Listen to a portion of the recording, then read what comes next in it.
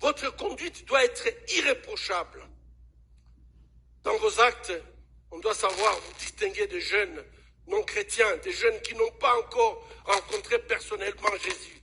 Et ici, je ne parle pas tout simplement de jeunes qui sont dans l'église, puisque parfois nous avons des jeunes à l'église, mais qui n'ont jamais fait cette rencontre personnelle avec Jésus. Et je vous invite de faire cette expérience. Lorsque vous avez l'expérience avec Jésus, vous vous distinguez de jeunes non chrétiens. Même si tout le monde, vous entrez dans un milieu et que vous trouvez que tout le monde applique la fraude, vous, jeunes chrétiens, restez intègres.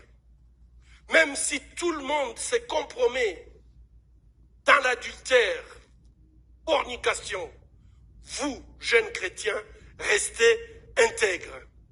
Même si tout le monde est réprochable, ne dites jamais Sinjo vile binakuaka. Toi, tu n'es pas comme les autres. Tu as été sauvé, lavé par le sang de Jésus. Et lavé par le sang de Jésus, tu ne peux pas être comme les autres. Peu importe. Parfois, on peut dire de vous, Ukoyuma. Alléluia, tu dis tout simplement, je suis le Yuma de Jésus. Amen. Je suis le Yuma de Jésus. Et ça montre très bien que vous portez la marque du Christ en vous. Et lorsque vous avez la marque du Christ en vous, vous pouvez dire à n'importe qui, ne me dérangez pas. J'ai cette marque à moi. Et cette marque m'interdit de faire comme tout le monde. Je vais faire comme Jésus. C'est la seule voie pour pouvoir agir. Chers amis, à l'image de jeune Daniel, on ne va pas parler de Daniel aujourd'hui, mais lorsque vous lisez les livres de Daniel, vous verrez que ce jeune était en déportation à Babylone. Et en fait, il va se retrouver au palais royal.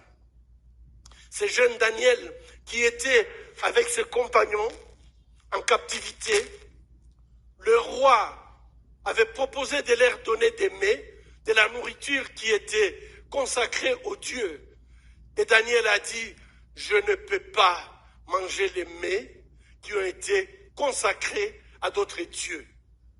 Il a refusé.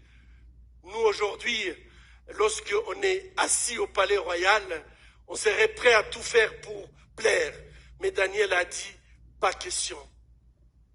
Je ne peux pas manger avec mes compagnons, Meshach, Shadrach et Abednego.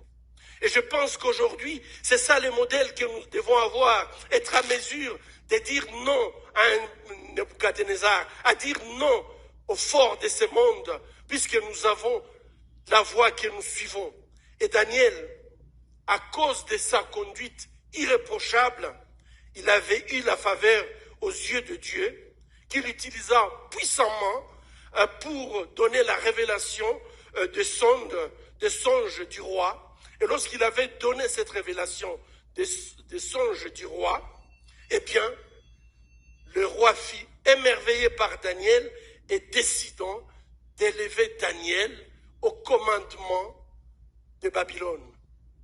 Vous comprenez très bien que ces jeunes Daniel, qui savaient qu'il servait, qui était d'une conduite irréprochable, il n'a pas cherché le pouvoir, mais c'est le pouvoir qu'il a cherché, puisqu'il avait une conduite différente de tous les autres jeunes du royaume de Babylone à l'époque.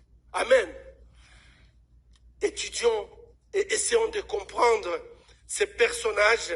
Nous verrons que, quelles que soient les menaces, Daniel et ses compagnons, ils étaient d'une conduite irréprochable, et à cause de ça, leur comportement a fait qu'ils soient élevés, même s'ils étaient dans un pays de déportation où ils étaient esclaves. Et donc, Dieu ne tient pas compte de tes origines. Tu peux venir d'un milieu très reculé, des parents qui n'ont rien. Mais si tu restes fidèle à Dieu et que tu as une conduite irréprochable, Dieu peut t'élever très très haut et tous les autres, il les laisse en bas.